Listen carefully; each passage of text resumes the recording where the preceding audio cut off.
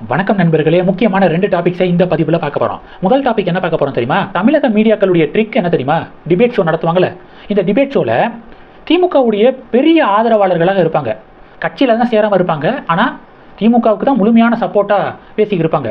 அவங்கள பத்திரிகையாளர் அப்படின்னு சொல்லிட்டு டிபேட் ஷோவில் மீடியாக்கள் பாயிண்ட் பண்ணுவாங்க. திமுக ஆதரவாளர் அப்படின்னு போடாமல் பத்திரிகையாளர் அப்படின்னு போடுவாங்க. இதை தொடர்ந்து பார்க்குறோம். ஏன்னா அப்போ தான் பார்க்கக்கூடிய மக்கள், பத்திரிகையாளரே அப்படி சொல்லிட்டாரு, அவர் திமுகவுடைய முழு ஆதரவாளர், திமுக உடன்பிறப்புகளை விட பயங்கரமான ஆதரவாளராக இருப்பார், ஆனால் பத்திரிகையாளர் அப்படின்னு சொல்லிட்டு போட்டால் பார்க்கக்கூடிய மக்கள் பத்திரிகையாளரே சொல்லிட்டாரு, கரெக்டாக தான் இருக்கும் அப்படின்னு சொல்லிட்டு அவங்க யோசிக்க மாட்டாங்க. இதுதான் தமிழக மீடியாக்கள் செய்யக்கூடிய தந்திரம். இப்போ மறுபடியும் அப்படி ஒரு உதாரணத்தை நம்ம பார்க்க முடிஞ்சிச்சு. நியூஸ் 7 நேற்று பார்த்தீங்கன்னா டிபேட் ஷோ நடத்தியிருக்காங்க. என்ன தலைப்பில்? ஈரோடு இடைத்தேர்தல் யாருக்கு பல பரீட்சை அப்படின்னு சொல்லிட்டு தலைப்பில் பாஜக கேட்குறாங்க. இன்னும் எலெக்ஷன் கமிஷனு ஈரோட்டில் இடைத்தேர்தலை பற்றி எந்த ஒரு அறிவிப்பும் வெளியிடலை, எந்த ஒரு அப்டேட்டும் வரலை, காலியான தொகுதியாக தான் அறிவிச்சிருக்காங்க. அதுக்குள்ளேயே எதுக்காக நியூஸ் 7 ஈரோடு இடைத்தேர்தலை பாயிண்ட் பண்ணுறாங்க? ஏன்னா கரண்ட்டாக நடக்கக்கூடிய விஷயங்கள், கவர்மெண்ட்டுக்கு எதிராக நடக்கக்கூடிய விஷயங்களை அவங்க டிபேட் ஷோவில் அவங்க நடத்தவே மாட்டாங்க. அப்படி ஒரு தலைப்பெல்லாம் வைக்க மாட்டாங்க.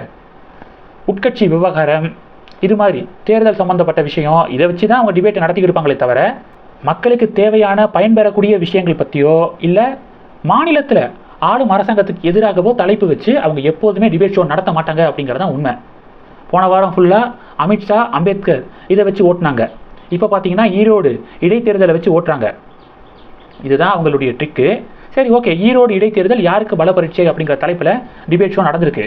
அதில் செந்தில்வேல் இருக்கார் பார்த்தீங்களா, அவரை ஊடகவியலாளர், பத்திரிகையாளர் அப்படின்னு சொல்லிட்டு நியூஸ் 7 போட்டிருக்காங்க.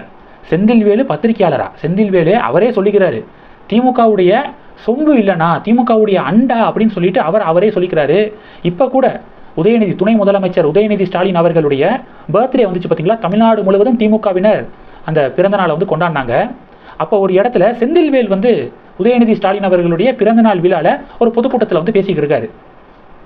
அது பின்னாடி பேனரில் பார்த்தீங்கன்னா செந்தில்வேல் அப்படிங்கிற பேர் திமுகவுடைய கொடி கடலில் எழுதப்பட்டிருக்கு. பயங்கரமான திமுகவுடைய ஆதரவாளர், அவரை பத்திரிகையாளர் அப்படின்னு சொல்லிட்டு நியூஸ் 7 போடுறது. இப்போ நியூஸ் 7 செந்தில்வேலை ஊடகவியலாளர், பத்திரிகையாளர் அப்படின்னு போட்டதுக்கு பாஜக கடும் எதிர்ப்பை தெரிவிக்கிறாங்க. தெரிஞ்ச விஷயம் தானே, தமிழக மீடியாக்களுடைய லட்சணத்தை பற்றி தான் தெரியும்ல அப்படின்னு சொல்லிட்டு இப்போ விமர்சனம் முன்வைக்கப்படுது. இது டாபிக் 1. டாபிக் 2 என்ன பார்க்க போகிறோம்? இன்றைக்கி டிசம்பர் 25 கிறிஸ்மஸ் பண்டிகை. அனைத்து கிறிஸ்தவ மக்களுக்கும் இனிய கிறிஸ்மஸ் தின வாழ்த்துக்களை நம்ம சேனல் சார்பாக தெரிவிச்சுக்கலாம். இன்றைக்கி பெசன் நகரில் இருக்கக்கூடிய சர்ச்சுக்கு தமிழக பாஜக மாநில தலைவர் அண்ணாமலை அவர்கள் போய் வழிபாடு நடத்தியிருக்காரு. தேவாலயத்துக்கு அண்ணாமலை அவர்கள் போனார் பார்த்தீங்களா, அந்த புகைப்படங்கள் வைரலாக ஷேர் ஆகுது. நெத்தியில் விபூதி அணிந்தபடி தான் அவர் தேவாலயத்துக்கு போய் முட்டிக்கால் போட்டு ப்ரேயர்லாம் பண்ணியிருக்காரு.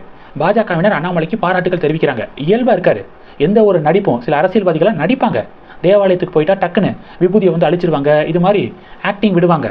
ஆனால் அண்ணாமலை இயல்பாக இருக்காரு, எல்லா மதத்தையும் மதிக்கணும், தன்னுடைய மதத்தை விட்டு கொடுக்கக்கூடாது அப்படின்னு சொல்லிட்டு அவர் இயல்பாக இருக்கார். அதுக்கே அண்ணாமலைக்கு பாராட்டு தெரிவிக்கிறோம். பாஜகவை மதவாத கட்சி அப்படின்னு இந்திய கூட்டணி சொல்லுவாங்க.